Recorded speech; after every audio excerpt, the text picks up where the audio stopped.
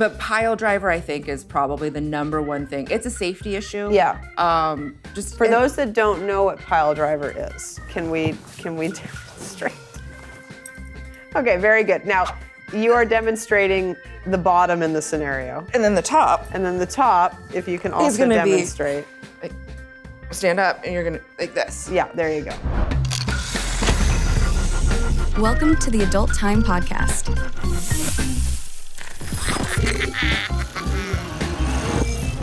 Good afternoon, everybody. Hello, my name is Bree Mills. Welcome to the Adult Time Podcast. I am here with Ryan Keely. Hello. We're gonna have fun. Allegedly. Allegedly, it was put in. It was Potentially. put in the riders for today's show that we are going to have fun. It's so Where's good to the have you tequila? on the podcast. It's like I was saying, backstage before the recording that I have been trying to get this interview booked for a few months. And there was one point a couple months ago where you were literally flying in that day, and you were like, "I am committed to like landing at the airport and getting my ass to set." And I'm like, "No, man, we'll just do it next month." But you were committed. I love a challenge. Yeah. I really do. Even dumb ones. Yeah, it was sort of like 15 minutes from LAX. Not gonna happen. Yeah. But I'm so glad that you're here today. Same. Yeah, so okay, we start every show with a little kind of icebreaker game. Okay. Even though we just launch into conspiracy theories, but before we do that, perhaps we will be inspired to go down some rabbit holes by playing a game of Would You Rather.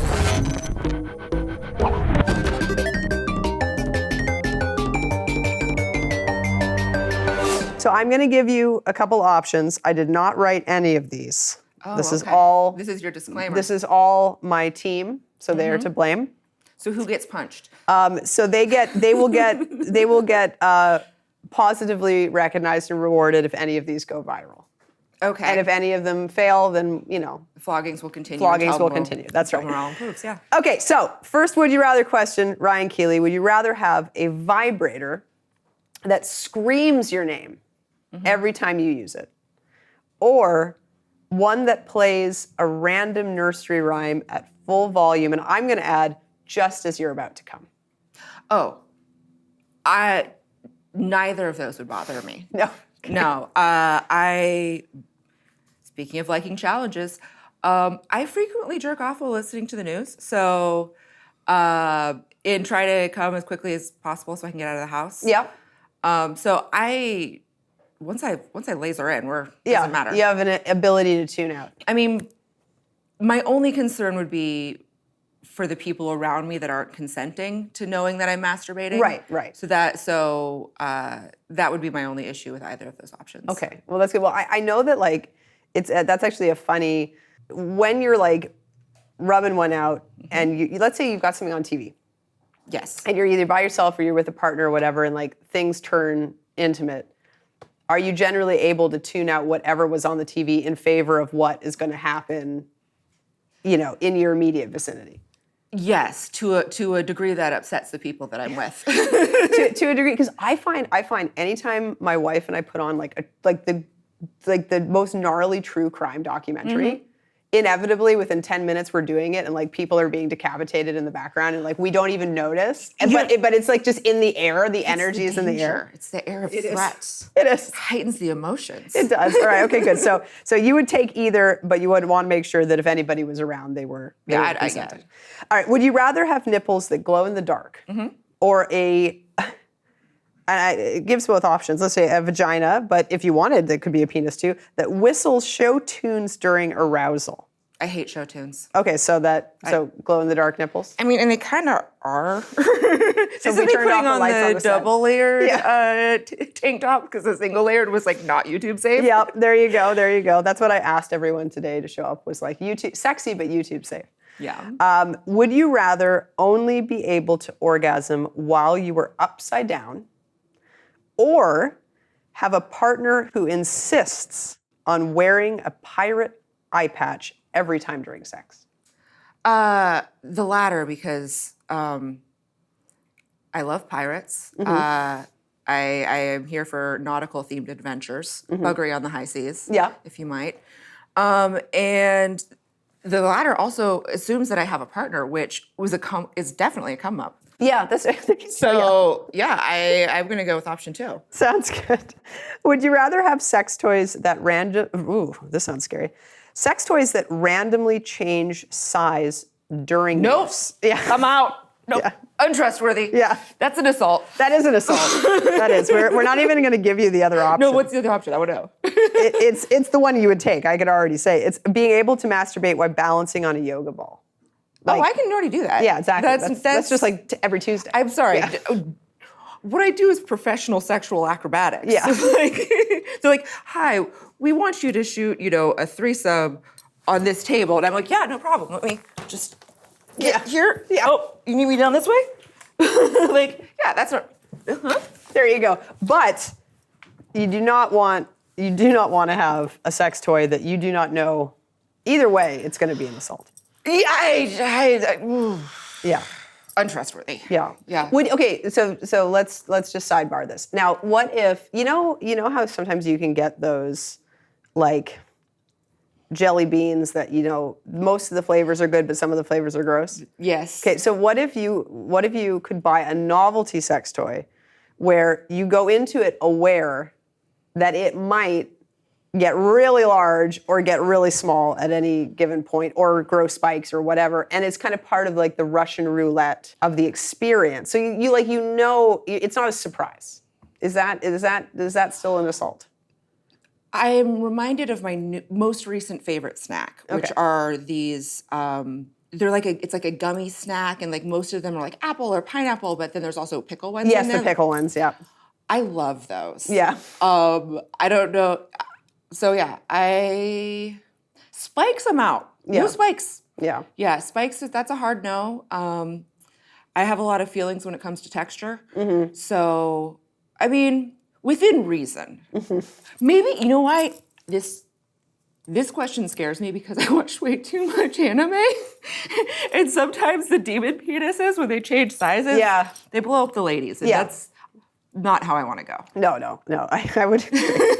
All right. Would you rather have every orgasm trigger a confetti cannon, or have to wear a snorkel and goggles during every sexual encounter? I mean, I know the answer to this.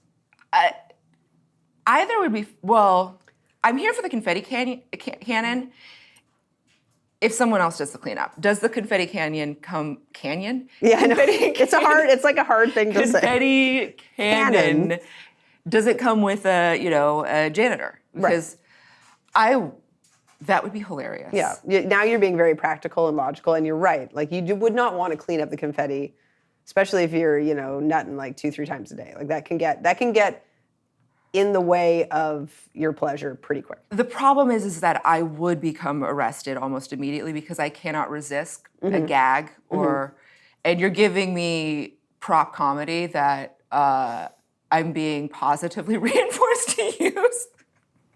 So thank you for coming up with my career in performance art. Yeah, That'll good. be- I'm happy. Like I said, my team, they worked very hard. They were very inspired to make questions for you today. I think a confetti cannon would be like a really good like boost for one's self-esteem. Like you're always like every come you're being congratulated. I mean, an orgasm is a congratulations. It is. But like it's sort of, like especially, if you're with somebody new and you want to, like make a good impression. It would be nice if the confetti cannon would go off if you made them come too.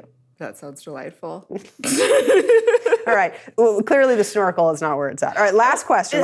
Yeah, no. Would you rather have a tongue that tastes like cotton candy during oral sex, or the only sex toy or tool that you can use during any foreplay is a feather duster? I'm allergic to feathers. Okay, so there you go. There we go. Plus, like cotton candy is not a bad taste. I prefer pussy. I mean, I prefer pussy too, but it's not like a rotten egg or something. Yeah, at the end of the day, you could live with it. I like cotton candy, Okay, all right, good. Ryan, your career spans over 2 decades, dating all the way back to 2002, after you dropped out of Catholic school and you started working at a sex shop. That sounds like the opening line of your memoir. Yeah, I mean, it's really just a straight shot. Straight from... Yeah, it's like the, oh gosh, you know what? We're not going to talk about that. The school to prison pipeline. Let's not do that. But yeah, no, Catholics. Yeah, I dropped out of Catholic school, and I had always been interested in my sexuality. It was one of the few things that I felt really comfortable in, which was not something that I wasn't comfortable in very many places growing up. Yeah. But my sexuality and discovering my sexuality was a very safe space for me. You know, I was lucky enough to come across Our Bodies Ourselves at, you know, as a preteen. That was really helpful. At 16, when I was on my own, I was able to buy The Guide to Getting It On. Yep. So I came to sex from a very nerdy. I guess that's nerdy. I'm like, I'm going to read the books before I do it. Well, but listen, you know, like, and at the time, right? Like, yeah, it was very appropriate. You read books. And they're great. They're great guides. I recommend them to this day to people. And so I realized very quickly that I had a gift, that I was very comfortable with my sexuality and talking to people about sexuality. And so it really made sense for me to start working at a sex shop and started working in a way that was introducing people that might be their first time at a sex shop. It might be, you know, they have something that they're uncomfortable sharing or something that they want.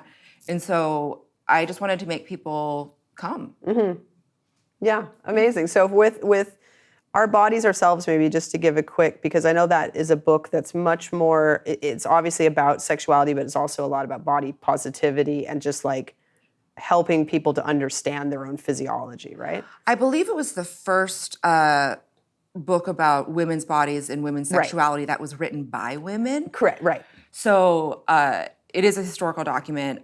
It is a lot about body positivity. It is a lot about acceptance. It's an incredible book. Yeah. Well, and one that, you know, like, you know, unfortunately does not get promoted these days, right? Like that type of material, but it's really well, I mean, just What's in the terms guide? of, well, but I think the thing with sex education in general today, and I know you've done sort of sex education work as well, right? I know that it's very limited to your particular community or upbringing, right? Like, so if you go to a Catholic high school, it's going to be one way. And if you're, you know, if you're going to, you know, if you're living in a certain big city versus another one, it's one way. So oftentimes books like that, which are not, they're sort of deemed or categorized as pornographic or explicit, even though they're not at all. They're just literally talking about women's bodies, you know. I wish that books like that could get out more. So it's good to have you plug it and good for people to hear about it. I wish, I would love to send every teenage girl a copy of Our Bodies Ourselves. I think that that would do a lot of good in this world. Yeah, absolutely. So you started working at the sex shop. You discovered you could take your own kind of gift of organic confidence, especially, I would say, considering probably growing up Catholic, there's a lot of, or going to a Catholic school, there's a lot of repression around sexuality. So having that organic confidence would sort of have been an outlier, right? Or so I was raised in a very Catholic family. I did go to Catholic school, but I was also raised in Seattle, which meant that very early on, I had access to the Savage Love podcast. Dan Savage, which I started reading much, you know, at a very early age. And having that guidance and inspiration about, you know, there is someone out there for everyone whose sexuality will click, and whatever you're into, as long as it's safe, sane, and consensual, is completely fine. And that's part of the reason that, one of the many reasons that, as hard as my family tried to make me Catholic, it didn't stick. It was that, and, you know, if they wouldn't let women be priests, as a young girl, I was like, I can't support an organization that says that I am less than a man. And I don't know where I got that from. But it was always there? Yeah, that was like 8 or 9 when I really started to question going to church. And fights, not drag out fights every Sunday, not wanting to go to church. And my mom made a deal with the archdiocese to get me baptized, first communioned, and confirmed all at the age of 9. Which is, if anyone knows, that's something that's supposed to happen at like birth and like, you know, 7 years old and then in high school. So I got the they gave you the express treatment. And that was the last straw. I was like, if I had believed in anything, if I had any shred of believing in this organization at all, the fact that you can just fast track what is supposed to be a spiritual journey, Yeah. I'm out, bro. Yeah. And so at the sex shop, I assume that probably like opened your eyes to different communities. I was opening other people's eyes. I was patient zero. This was San Diego. So what I hear as the story goes, you were working there one day, you met a porn star. Yes. And how did that chance meeting lead you to starting to explore the potential of getting involved with the adult industry? Haley Page was a very special person. She died tragically, as many people in our industry do. She was incredible. She was kind. She was sweet. Obviously, I had always had an interest in human sexuality. And she would come in to buy her own DVDs because she was living in San Diego at the time. And, obviously I had questions for her, but wasn't creepy about it. And so she's like, if you want to come to set with me someday, like, you can come to set. And I was like, okay, cool. So I drove up to LA, and it was supposed to be a girl-girl scene. That's not the scene that ended up being shot that day. It went from like a soft girl to a DP for Anabolic with Steve Holmes, Mike Stefano, and John Strong filming, I want to say. I was delighted as a fan, as an experience. It was incredible. Yeah. And you were just on the sidelines, right? You were just sort of watching the scene. Yeah. Yeah, it was like a ride along. Yeah. And I had a great day, and I met someone up there that was looking for someone to work at their agency. I ended up working at the satellite office in their agency in San Diego. Like, people that wanted to be in porn, I would take their initial pictures. Yeah, okay, cool. And at the time I was like really, as I do, researching the industry, and I was on all of the websites, and I entered a contest to win. I thought it was just to win a copy of Misty Beethoven the Musical DVD. Well, I ended up winning the grand prize, which was an all-expenses-paid trip to Carson City, Nevada, to meet the stars of the film, Rebecca Love and Sunset Thomas, at the Kit Kat Ranch. Yeah, okay. So I'm 19 years old, being like, woo! Going to a whorehouse, woo! And I had an incredible time. Yeah. The ladies were very hospitable. I did hit on the bartender. She, blonde Gina Gershon type. Oof. In like the Bound era Gina Gershon. Yeah, I mean, any era. Well, I know, but like the Bound era Gina Gershon is my personal favorite. Yeah. So I had a great time, and then I ended up talking my way into a job from the company that was throwing the party, and then I ended up working in their office. And then I started doing radio. Yeah. I mean, I did Playboy radio, I did K-Sex radio, and it was usually porn reviews or interviewing porn creators, because I wanted to do a thing where I didn't interview porn stars. I wanted to interview the people that were making the product. Yeah. And at the time, this was what I would consider the second golden age of porn, because this is when we still had the DVD market, and we were also, companies were getting the money from websites. So people were flush, and they were making their erotic dreams come true. Yeah. And they were elaborate. Yes. Yes, it was the pirate days, right? Yeah. Yeah. So it was a very fun time to be working in the industry. Yeah. And having a day job where I'm working at a company, and then also doing these what we would now call podcasts on the side, just really gave me a wonderful intro to everyone in the industry. Yeah. Oh, that's fantastic. And how would you kind of compare what you saw of the industry and like the community and performers when you were working as part of the industry but not as a performer yourself, compared to, say, the vibe of the community now? Any sort of big changes that you would highlight? Well, it's 20 years later, so everything's changed. Yes. What's been the biggest change that you've noticed? MapQuest. Yeah. We used to have to print out directions to go to set. I used to drive girls to. When I was working at the agency, I had to drive girls to set, and I had like printed directions. Yeah. Which was an adventure. There isn't an area that hasn't changed. From the aesthetics to the business models to the budgets, everything has changed. Yeah, yeah. What did you feel that the community back? There's always sort of a sense that the community back then was much smaller than it is now. It absolutely was. I started when we were all getting tested at AIM, and for $110 and at 30-day testing. And I remember when I was bringing girls there to get tested, I think the pricing had just gone up and people were like $110. But at that time, you had to go and physically pick up your certificate from the location, with the gold seal on it, and you had to bring like an actual physical piece of paper to set. Yeah, because they didn't have. Yeah. You couldn't text your PDF or whatever. There was no website that you could check as easily. Yeah, for sure. When did you decide to move in front of the camera? Tell us a little bit about that. There was a long time that I was working before I got in front of the camera. I was working at this company, doing buying and website stuff and writing for them and whatnot. And they wouldn't give me a raise, even though I was, operations, office management, buying, and writing. Like, this is a big job.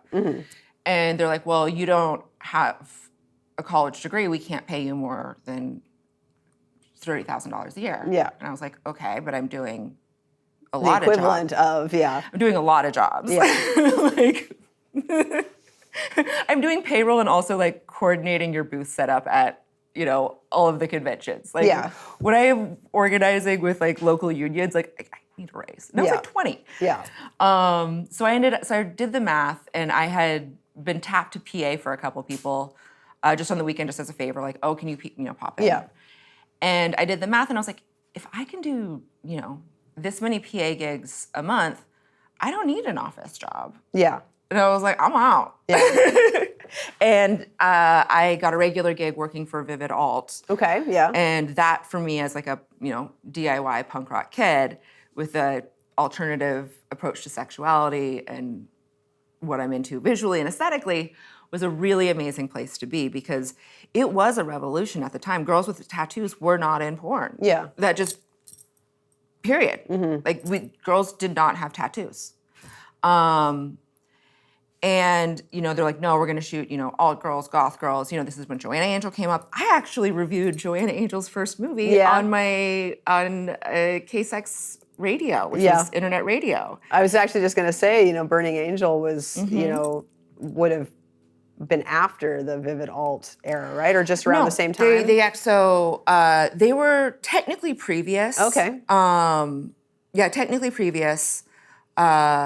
But that was all brewing at that time. Yeah. There was a bunch of other people that were like working the Suicide Girl is kind of on the adjacent space, and Yeah, I mean, this is over a 3-year period, so this is all right at the same time. Yeah. And Joanna was in a lot of those earlier Vivid Alt films.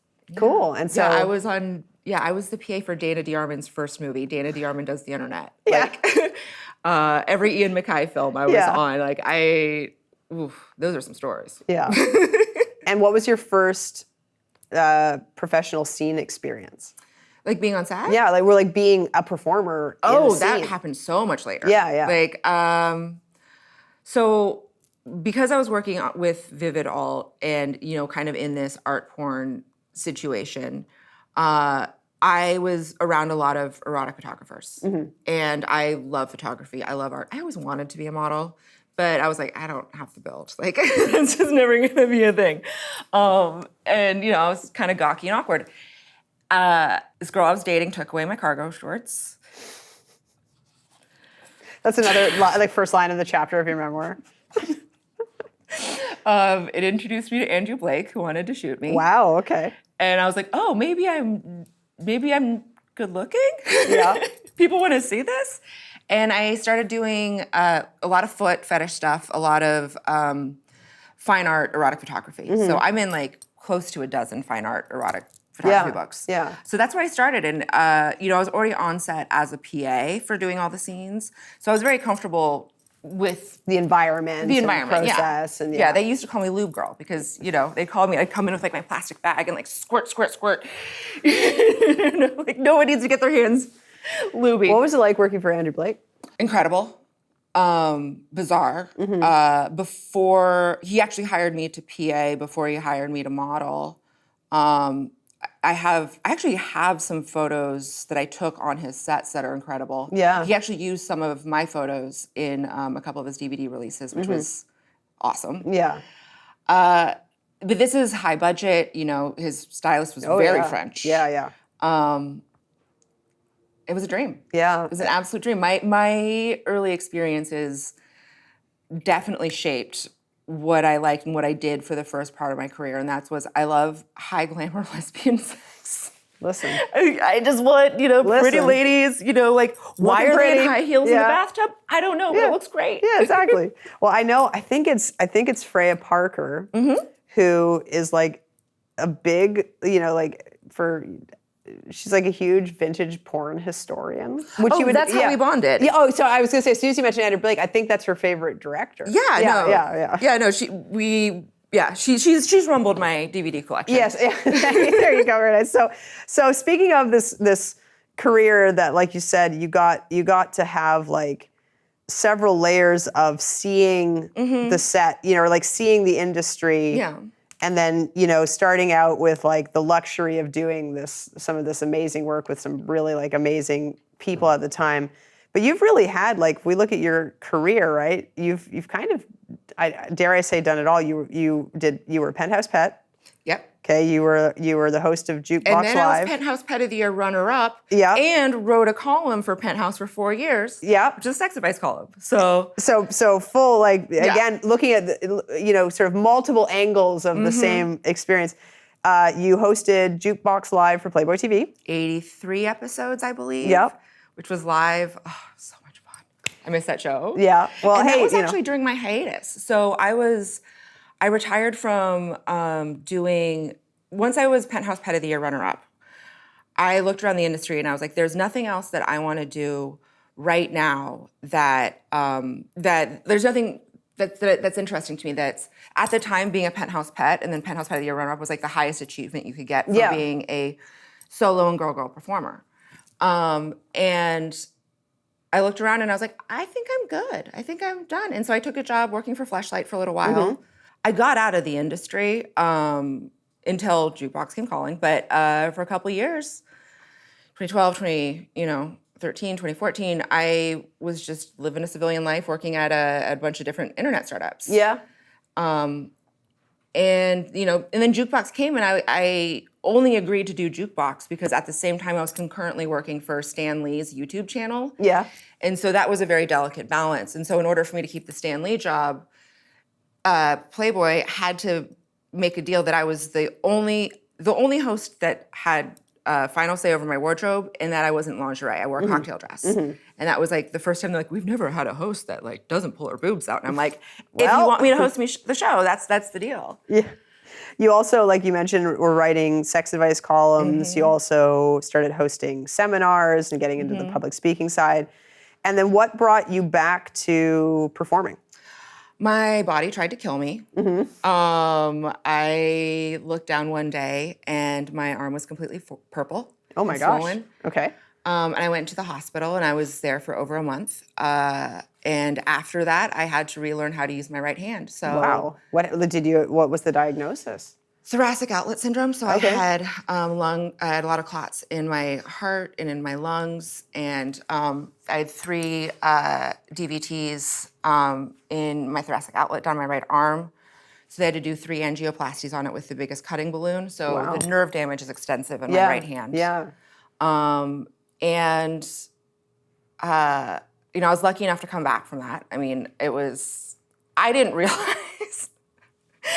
I'm such a chipper person, and I'm just like rolling with the punches. I'm like, everything's fine. And I didn't realize that I could have like dropped dead at any point. Yeah, yeah. I'm like, I didn't realize that it was a big deal. Yeah. It wasn't until you visually saw. No. Even after that, even after I was in the hospital, I did not make the connection that like, oh yeah, no, a blood clot to your brain could have killed you at any point. And this is like a congenital abnormality that at any point in my life up to that point, I could have just thrown a clot and died. Yeah. And I was like, okay, that's crazy. Yeah. Speaking of like Russian roulette, right? Yeah.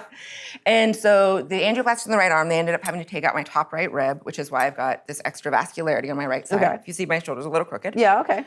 Would never have noticed otherwise, but now that you mention it, yeah. Yeah, I'm hulked out over here. Yeah, well, listen. You've compensated. I mean, yes. And I was, I was trying to get back to my life. And it's really hard to not be able to use your right hand and deal with chronic pain. Yeah. And it was really challenging. And at the time I was working in the beauty industry. You can't be a makeup artist without your right hand. You just can't. Yeah.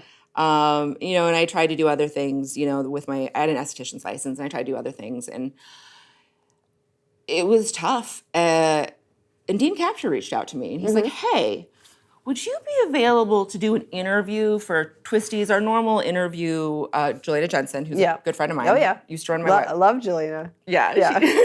She ran the original RyanKeely.com. She was my webmaster until 2012. Oh, yes, right. Yeah. Back when membership sites. Oh. Yeah. Hey, we still run them. But it's solo model membership site. It's definitely different for individual. Yeah, it's not a solo model. Yeah. So Jelena Jensen, I filled in for her for Twistie's interview, and I hadn't really talked to porn girls in a couple years because after Playboy ended, because Playboy decided to go non-nude, so my show got canceled. Yeah. I'm like, oh Playboy, pick a lane. Yes. Yeah. Nude, not you, nude. It's a 3-year cycle. So I hadn't been around the industry in a while, and Dean asked me to come back and do some interviews with some models, and I got a regular gig. I filled in at Twistie's a couple times, and then I started interviewing the Cherry of the Month for Cherry Pimps, which was really fun. And I love hosting. I love interviewing people. It's been a through line since my entire career. I've been doing radio since I was 19. And particularly interviewing, people in the adult industry. And then I got an offer to do a custom video for a ridiculous sum of money from a private collector who was like, I'm going to pay you this much money to have sex with 2 girls of your choosing, and it's going to be shot by a lady that you know, like, and respect. And I'm like, well, twist my arm. Yeah, and I was like, why did I quit doing porn? This is really fun. And I was having so much trouble with the pain. And chronic pain is something I'm always going to struggle with. And I was like, this might be a better solution, because I can pace my days. Yeah. It's not like I'm working, on my feet 5 days a week. Yeah, or that you can't control your shift, or, you can pick and choose what you want to do. Exactly. Yeah. So I was like, wow, I'm liking the ladies, and, I'm, dipping my toe back in. And then I went through a breakup. And I was like, okay, dating in LA is bullshit. I'm going to call Mark over at ATM LA and be like, I'm ready to do boys. Yes, yeah. What do you think about the tagline, America's Favorite Stepmom? Because when I quit in 2012, you have to understand, that was pre the MILF category. Yeah. MILFs were not a thing. Yeah. In 2012, I was, I can't do math, but 28? Something like 26? I don't know, something like that. Late 20s. Yeah. There was no work for women in porn not even after 30. Yeah. Like, you were done. And so, when I retired, I just thought that the industry was done. And coming back and doing the interviews and then doing this custom video and then discovering that, like, oh, stepmoms are a thing. Yeah. And I'm older and I'm thicker, and like, oh no, we like that. Yeah. And then all of a sudden you walked into the gold rush. And you thought, what a great time to be alive. Yeah. So and I became America's Favorite Stepmom, and I've been doing that ever since. Yeah, and we love you for it. I have my Get Your Steps On, Get Your Steps In T-shirt. So the origin behind this is one of our new shirts. We have this line where there's shirts that you could wear to the gym, and everybody thinks you're just making a workout reference, but in fact, you're making a porn production reference. So whenever we're doing a stepmom scene, as you have done many for us before. I can do it in my sleep. You can do it in your sleep. We always want to make sure, it's a fantasy. Obviously, nobody is biologically related. We don't want to insinuate that anyone is biologically related. It's pure taboo. Oh, well, even with pure taboo, we always make sure to get 3 natural instances of dialogue before a sex scene that confirm that these characters, while they may be close, are not that close. So we always refer to it as getting the step references. So getting your steps in. So this is our new shirt. Like that. So you've gotten quite a few steps in at Adult Time over the years, and as America's favorite stepmom. I know that you've shared some famous MILF life tips. Okay. So what was I running my mouth off about? My team found these. So if you can please explain the origins of each of these. Tip number 1, MILF life tips: always hydrate. I mean, you gotta hydrate. I'm gonna hydrate right now. Yeah, as no, you're like saying we it. gotta. I am also in my MILF, perhaps approaching GILF era. So Don't say that. You gotta hydrate because it's good for your skin. It keeps it looking great on camera. Yep. It also keeps your pussy wet. Yep. Very good. Noted. And you need it to survive. True. You cannot last too long without 3 water. days is in fact. Number 2, MILF life tips: always have protection. You're like, what? Did I say that? I'm wondering what the context of that is because, but yeah, you should always have protection in some way, shape, or form. I read that as a MILF, you know better. So if you're going to go out and meet somebody, like, you're going to have protection I just don't because go you're out and meet sensible. people. What, yeah, You're just being sensible and like pragmatic and like. Well, I mean, I will say a MILF is always prepared. Yeah, because- exactly. MILF is always prepared. Yeah, for anything. I'd say always be prepared. Yes. Okay. So we're updating this to always be prepared. I mean, it's good. It's a good idea to have protection, but living in Los Angeles, a condom's going to get broken down in your car with the heat and the friction inside of a wallet. Yeah. So just be ready in various. be cognizant. Pack your bag. MILF life tip number 3: know when to fake it. Orgasms, accents, or interest. I don't think that's me. I think that that's a lie because I can't do fake accents, and so that's not something I would say. No. That is. Look at that. All right. I Well, the can't- flogging of the team will begin now. Yes. But My plan has come to fruition. there you go. All right. But anyway, do you have any other MILF life tips coming straight from the mouth of Ryan Keely? I mean, own a drill. Yeah. I think that that's probably one of the most important life tip that I can give to Yeah, people. and know how to use it. Yeah, I mean, and you're not going to know how to use it at first, but you gotta, gas yourself up and Put some holes in walls. Yeah, exactly, because Yeah. it's really easy to patch those holes. Yeah. Yeah. You can make a mess. You can also clean it up. All right. So. Actually, wait. yeah. The best piece. We'll figure it out when we're sober and the house is clean. Yeah. Okay. That's a good. Yeah. Yeah. Yeah. You puke it, you clean it. Yes. Yeah. When all else fails, brush your teeth and put on some strip lashes. Life will look a lot better. Yeah. There you go. You'll have good breath and life will look better. You mentioned something, like you mentioned how one of your sex seminars focused on things in porn you shouldn't try in real life. Yes. Okay. So what are some things that you wouldn't recommend people doing that they see in a porno but they should not do outside of a professional setting? Pile driver, sex in a shower. Okay. Sex on any hard, pointy surface, spitting in someone's mouth without consent. Yeah. Same thing with choking, slapping, hair pulling. Actually, no, hair pulling's fine. I'll allow that. And I'll allow spanking too. But yeah, no, don't spit in anyone's mouth. Yeah, that's something Yeah. that people either like or they don't like. You don't want to discover that live in the moment. But pile driver, I think, is probably the number one thing. It's a safety issue. Yeah. Just For those that don't know what pile driver is, can we demonstrate? Okay, very good. Now, you are demonstrating the bottom in the scenario. and then the top. And then the top, if you can also gonna be- demonstrate. Stand up, and you're gonna like this. Yeah, there you go. And it's hard on your neck. Yes. It's a lot of squats. It's hard on your lower back, no matter who you are in that situation. But more importantly, it's a one-way ticket to Queef City, and that's a very drawing situation. Yeah, it's something that either somebody's going to be really into, and bless them, or most people are going to be like, "Whoo, yeah, edit that out." Yeah.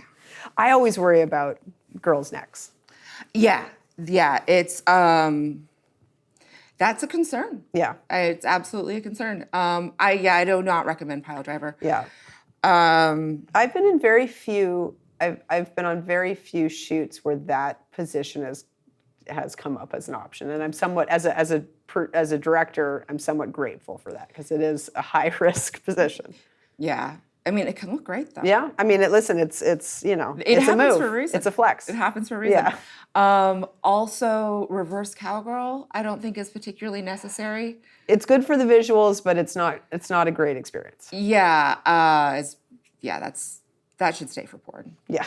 And I don't even know if we need it in porn. In fact, I would like to. Yeah.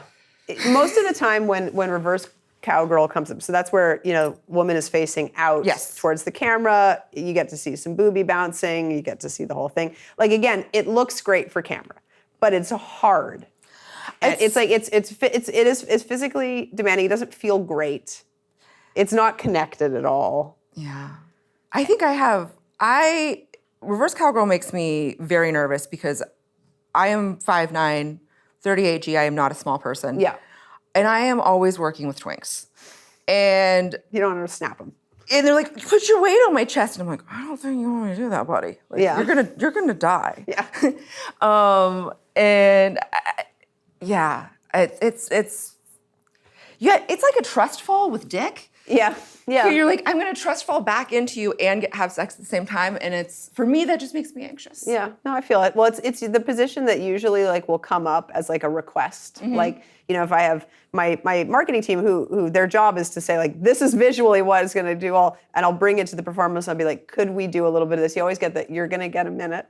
Yep. Yeah, you'll get 1 minute. But you know what? All we need for that thumbnail is that minute, right? I have a variation that I would like to propose for reverse cowgirl. Okay. Because this is something that I organically have done in my real life. I've also done on camera, and it feels awesome. It's still that same reverse cowgirl position, but it's more of like a lazy doggy. Okay, yeah. And that's still giving all the visuals. Well, it's a different visual. Yeah. It's more of like a hanging boob, and if you're getting behind, you get a really nice booty shake. You get the arch back, mm-hmm. and your partner can kind of pull you back a little bit too, which is going to give a little bit more of the the classic reverse cowgirl boobie action. Yeah, I mean, there's no reason to not. Yeah, that's my recommendation. Yeah, that's my request. To there the we go. porn Okay, gods. good. So everybody, start liking those moments and scenes, and then we will know. Isaiah Maxwell and I have a couple really great ones. Yeah, using that position specifically. Adult Time ambassador. Yes, who also is the person who is the origin of this quote. I have to say. Aww.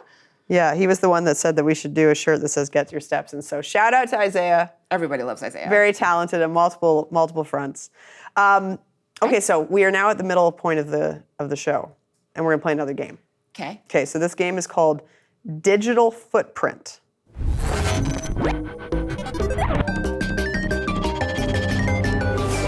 All right, so we are going to highlight unique or niche details from a guest's online presence. Oh, wow. And use them as jumping off points for conversation. Can I get my lip gloss for this? I mean, you can if you'd like. I feel like go ahead and fly in some lip gloss. I need my lip. Here. Hey, as Holly Golightly says, there's some things a girl can't hear without her lipstick on. No, it's true. Listen. I'm here for it. Okay, so you are famously into bears. Yes. Your Twitter/X feed is practically a bear news. It's your number one hub. source for breaking bear news at Ryan Keely on Twitter. What's your all-time favorite bear story, and have you ever come face to face with one? Are we now? Just for my own clarification, are we talking about bears as in the animal? Yes. Or are we, okay. All right. Just No, confirm. I love all types of bears. Yes. Okay. Okay. That's not true. I do not like panda bears. Fuck panda bears. Okay. Fuck panda bears.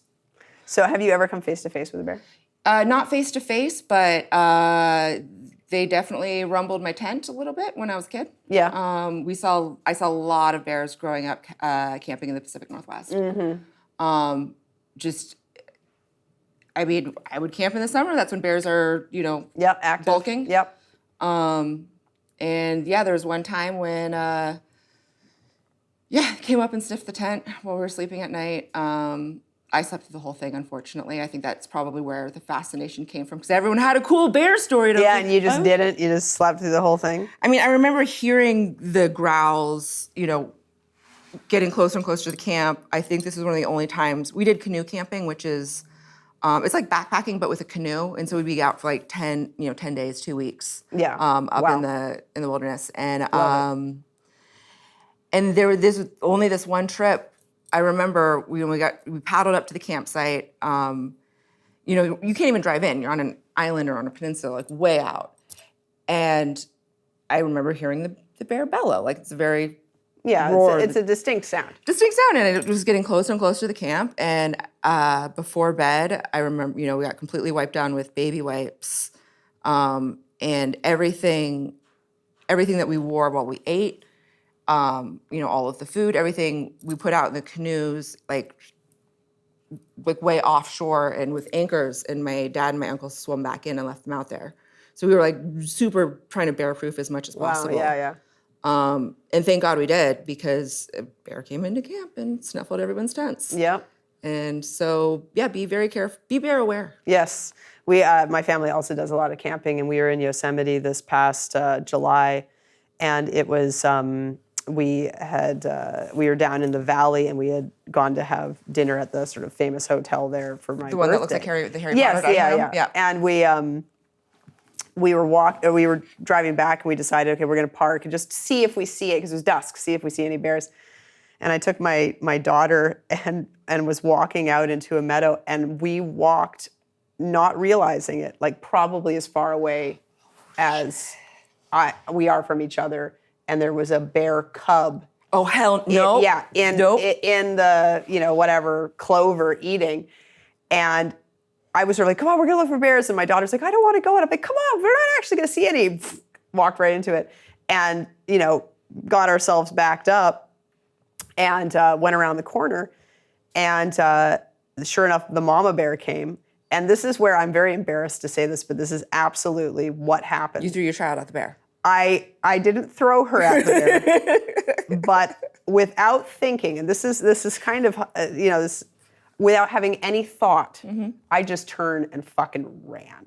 Good for you. No, but that's not good, because I left my kids standing there. And that is the one thing you are not supposed to do with bears, is turn and run. But without any thought, my fight or flight is clearly 100% flight. And I was off. So luckily the bear did not care, because they're it's fairly domesticated there as well. Not domesticated, but they around summertime people. is the best time to run into a bear. Yeah. But that was my one bear encounter. Yes. Okay, but now I want to hear my your favorite bear news story, because we need to talk about the bears in Japan. Yes. Okay. Right now, the bears in Japan are going off. Okay. They have been on a mauling spree. It's so good. Yeah. It is so good. And I discovered what my dream job is. So now, because the bears are starting to become more aggressive in Japan, because it's a confluence of an aging population that in remote areas with bears, with their habitat being infringed on. That's never a good... Yeah, not a good mix. Never a good situation. So they're starting to do drills for, bears coming into towns in Japan. And it is someone's job to dress up as a bear for the bear drills. Yeah. And I really want that job. Yeah. More than anything. I need to be the bear in the bear drills. Yes. And also you get to attack as a bear, because they also teach like bear defense. All right, there you go. Okay. If that doesn't get flipped, I don't know what will. If we ever don't see you for a while, we know there's a good chance. Look at the bear costume. Look at the bear costume. But yeah, they have been on I've been following bear news probably for 10 years now. And I just like repost the stories. I get like the Google alerts. Yeah. And so I go through and I just repost the best ones. And Japan is popping off. Yeah. Well, Japan, the weird stuff happens in Japan. Great bears. Yeah. How do you feel about so there's 8 different types of bears. Yeah. How would you rank them? I've never thought about this before, but I would say now ranking them in terms of how much I like them, or how generally impressive they are. I mean, how impressive they are is a personal preference. Yeah. So. Okay. So how impressive they are, personal preference. I think a grizzly bear, and then a polar bear. Okay. And then that's approved. A black bear. Okay. Black bears and brown bears are kind of at the same level for me. Yeah, I feel like black bears are. Well, no, brown bears actually. That's what a grizzly bear is. It's a type of brown bear. Yeah. So let's say black bear. What would we have Sloth after that? bear, sun bear, South American. No, none of those bears. Okay. Bear, I'm Not bear ignorant to aware? those. I'm not bear aware. I only know the big ones. Panda and then bears? panda bear, I know you don't like. Yeah. But panda bears, and then the red panda, which is the cutest of all of those options. It's not a bear. But it's a marsupial. Okay, well there you go. Yeah. So I have failed this. My bear, I would say the grizzly bear.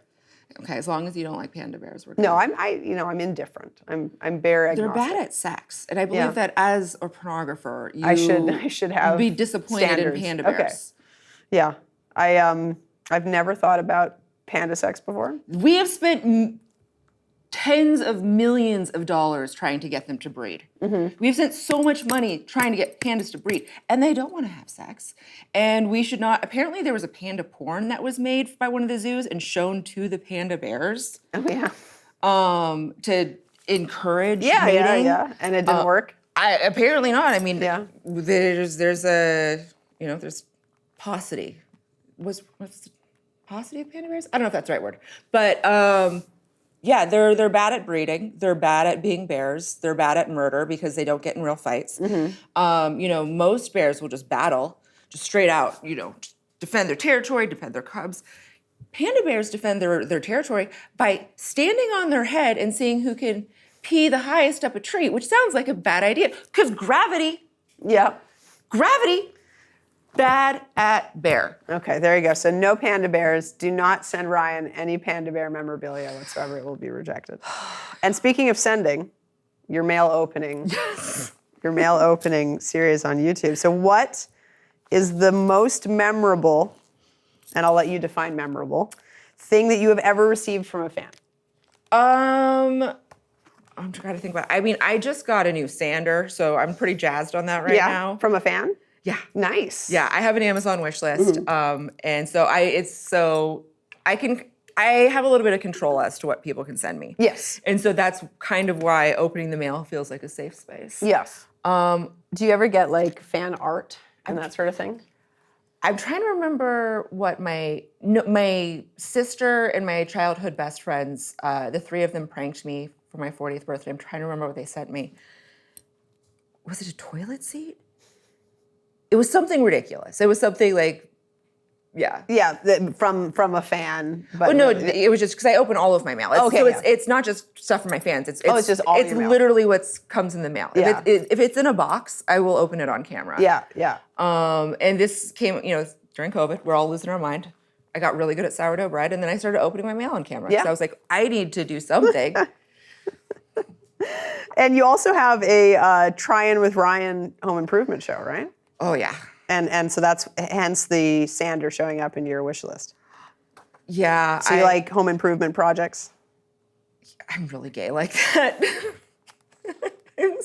I mean, listen, I'm really gay. I'm really gay like that. I'm like, do you want to That's another like regrout the bathroom? that's another like chapter of your memoir, right? Like the first line of Yeah, except I don't have a partner in crime, but my dad's a contractor. Mm-hmm.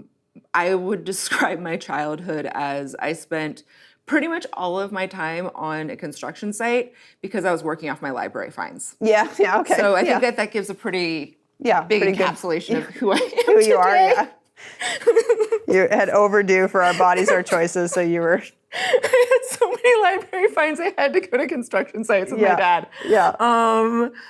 Yeah. Wow. What one home reno project are you the most proud of? So, interior design. Yeah. And that's always ongoing. I mean, decorating a house is an iterative process. Yes, definitely. I'm learning about doing. I learned about doing like larger drywall patching fairly recently, and now I'm working on retexturizing. So I'm doing a lot of like wall retexture. I've been really into joint compound these days. Yeah, nice. There's a bad epoxy job done recoating my bathtub that's bubbling and peeling. So I just got a respirator. So I'm gonna get in there and get dirty. There you go. I'm Yeah, gonna exactly. scrub it out. Yeah. You should film all of that as a scene, like a JOI scene of you just talking dirty about your home reno projects. I mean, it's all on my TikTok. Yeah. It's all on my Instagram. Like the amount of me making. I mean, there is a product called a trim puller. Okay. This is something you can personally purchase at Home Depot or Lowe's or whatever preferably the local hardware store of your choice. I love Baller Hardware in Silver Lake. Shout out to them. But so the place I live in, it was built in 1967. It's had a couple bad remodels. I'm trying to reverse those remodels. Yeah. So I've been removing the trim from around the doors and re-drywalling and re-spackling. Yeah. I got a trim puller. Hey, look. There They you also go. make wood hardener. Hey, there you go. Look at that. It's getting a little hot in here. Yeah. I'll get my belt and start pounding some. There you go. Listen, there's the scenes they write. It's like a girl's way scene depository right here. I mean, can we just give... I just want to do home improvement porn. Yeah, but there is a niche for everything, right? That's what we've discovered from working. They're not all working in lucrative. porn. They're not. That is also true. They're not all created equal, but they all exist. There's at least one perv out there that wants the home improvement porn. Yeah. Okay, so I have to touch on this because this was super cool. In the last, year or two, you actually won the Mainstream Venture of the Year award at AVN for this. You were in an Eminem music video. Yes. How was that? Unexpected. Yeah, tell me about that. That was how did that come about? I got a phone call from a casting director that I knew who's like, "Are you available tomorrow?" And I'm like, "Technically, but I was on a work sprint at that point with just a bunch of different projects." And I was like, "Technically, I guess." And they're like, "Well, would you be available for a music video?" And I'm like, "Yeah, maybe." And they're like, "Okay, so we can't tell you anything about it. You just have to sign an NDA and we'll submit you." Okay. And I was like, "Okay, cool, whatever." Yeah. And so I didn't know that I had booked the job until 10 p.m. the night before. Wow. Okay. So I had to give myself a manicure pedicure because I was coming back from Vegas somewhere. I was coming back, we needed a beauty revamp. Yeah. So I spent from 10 p.m. to 4 a.m. texting with wardrobe because this rack can't chop off the rack. So I had to provide all of my own wardrobe. Tailored, so I'm coordinating with the wardrobe department, giving myself, a spray tan and bikini wax. And just thank God I'm an esthetician. So I was able to do this all at my house. I show up at 9 a.m. the next day, get into hair and makeup. I end up on set, helping the stage crew fix the bed, managed to break the bed. Yeah. Hey. I've actually gotten pretty good at fixing beds. And then I didn't have any idea what it was until, Samantha Mack, who was the other woman in the thing, was like, "Oh yeah, this is an Eminem music video." And I was like, "Huh, okay. Yeah. Okay, cool." And thank God I didn't know what I was getting into because I wasn't nervous. I was just tired from all night glam, all night beauty all night reset. glam and 2 hours of sleep. And then I couldn't talk about it, and then it came out, and it was a big thing, and it was really interesting because I'm not credited in that video. It doesn't say my name at any point, but a lot of people recognized me. Okay. And I heard from some people I haven't heard from in a long time. Yeah. They're like, "Wait a minute, did I see you in that music video?" Yeah. Well, it just shows the power of that particular exposure, and obviously such a huge star. Well, that was super cool to see. It was really cool. I will say I think it's hilarious that my only AVN award is for not porn. They're like, "Can you just do anything else, sweetie?" Yeah. We'll give you an award for it. It's been 20 years. Can you just do anything else? Yeah. Well, but it was it was a cool one, right? It was a cool one. I'm so thrilled. The only other AVN award that I've ever really wanted is the non-sex performance. Oh yes, yeah. I've been nominated for that many a time for my cameos. Never a winner, always a nominee. But yeah. Yeah, Susan Lucci over here. Yeah, listen, there you go. That is the only other. I will be complete. Okay, well, I will remember that because most of my movies have pretty extensive non-sex roles in them. I know. Oh, and I know. so You better be calling me. So I know, like, now that I know that like that is the goal, like to get that, I'll give you a really juicy one. Oh yeah, we'll set you up. I do my own wardrobe. I do my own stunts. I have props. Yeah. Okay. Good. All right. Writes itself. Okay. So I got to mention this because we're on our podcast. Yeah. But you also are co-hosting a podcast of your own that I definitely want us to plug. It is called I Seduce the Dragon. Yes. Please introduce it. I Seduce the Dragon is an actual play D&D podcast available on all platforms. We are 5 professional women playing a very immature game of Dungeons and Dragons.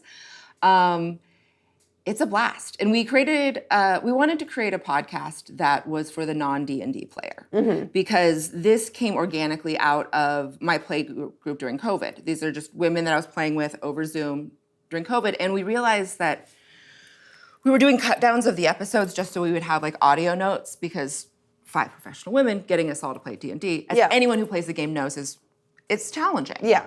So we had these audio notes, and we realized the people in our life liked the audio notes, or they would want to come and listen to us actually playing, which is not normally what happens when you play nerd games. Yeah. People are like, "Oh, I want to hang out while you guys play D&D." Yeah.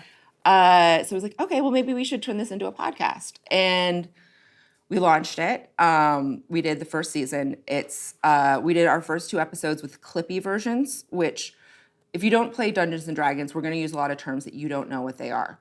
And so if you listen to the clippy versions in season 1, they will like, a rogue is blank, you know, rolling for blank means blank, and explains the game mechanics. Yeah. And what we do is we also edit it down to 45 minutes to an hour, unlike other D&D podcasts, which can be sprawling. Right, yeah, because sometimes the games can go on for hours. And they hours, do go right? on for hours. So yeah, we take our 3-hour gameplay and give you the juiciest bits, cut it down into a narrative adventure format with an audio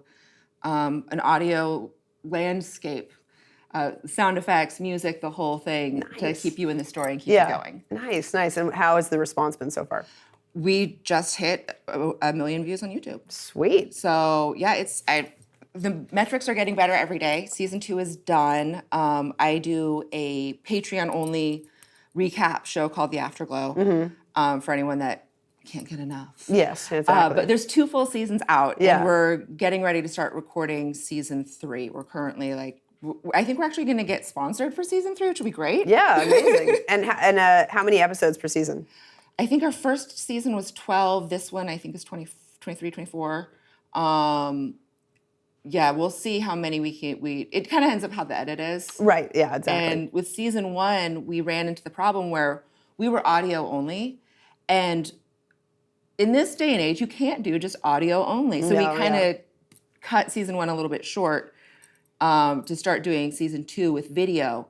But to promote season 1, we started making these animatics. So if you go to @ISTDpod on TikTok or Instagram, you can see cartoons of all of the action that's happening in the game. Oh, that's so cool. Yeah. Amazing. All right, well, absolutely anybody who is either into D&D or has somebody like me who has no real idea what it is but is now very curious. Do you like 5 funny women I love making sex funny jokes? Women. I love going it. on adventures? And nerding. I love that. Yeah, no, then that's what it is. Yeah, and I've always secretly wanted to play D&D. I just have never found myself in the space. I mean, listen, How do you feel we'll about see. Magic the Gathering? Yeah, there you go. All right, Ryan, we are going to take our last segment. It is called Rapid Fire. All right, so these are a few final clickbaity questions.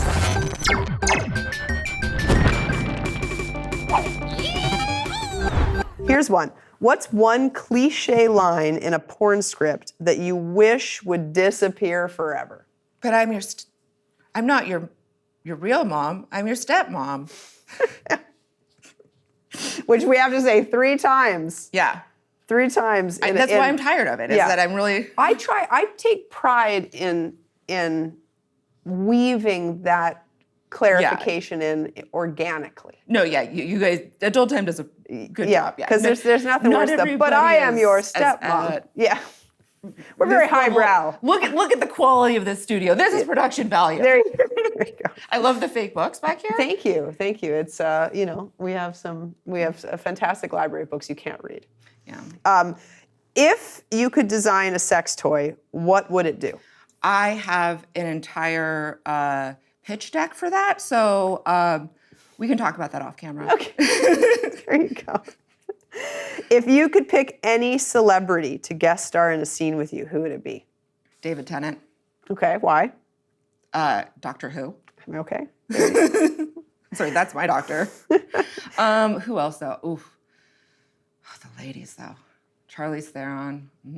Yeah, especially like nowadays where she just seems super like She's confident. Oh yeah. Yeah. Yeah. Sigourney Weaver. I mean, any tall lady that's been in an action film. Yeah. Yeah. Sigourney Weaver is a good choice. Oh my God, yes. Those legs. Heartbreakers. Yeah. Heartbreakers. Yeah. Underrated film. Shout out to, Gene Hackman, one of my favorite films of his. Yeah. And then just Sigourney Weaver and Jennifer Love Hewitt at like peak juiciness, peak hydration. Peak hydration. She's hydrating a lot. Oh, so hot. All right. And if you could create a porn genre that doesn't exist yet, what would it be called, Ryan? Getting my full rate for taking a nap. There you go.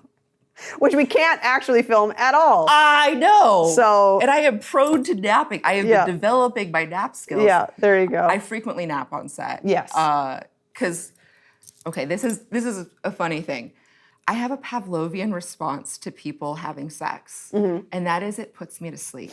Because on a porn set, Yeah. if you can hear sex, you've got at least 15, 20, 30 minutes to get in a little sneaky nap. It's true. It's true. And so people have, I'm just like, It's so funny when you're working like in like the difference between, being a civilian and watching porn and then when you work in porn. It is so true. Like when the sex starts, right? Most people that are watching are like, oh, okay, I'm going to tune in. Most people on the set are like, okay, now. Except for the people that are, doing the deed. Yeah. Now, I always sit back at that point and I'm like, and now we just ride. Now we're just going to ride it into the sunset. Because we've usually done everything. We're dying with the sex scene. And then, like you said, as another performer on stage, you're like, I got a few minutes. Yeah. I can just chill. That's my sneaky 20-minute nap time. All right, Ryan. Well, we could go on. We could have. There are so many rabbit holes that we could go on. We could go down. I'm a middle child. Yeah. Come on, give me more attention. All right, guys, we did it. Woo! We did it. I am 5'9", 30 AG. I am not a small person. Yeah. And I am always working with twinks. And they're like, put your weight on my chest. And I'm like, I don't think I want to do that, buddy. Yeah. You're gonna die. Yeah.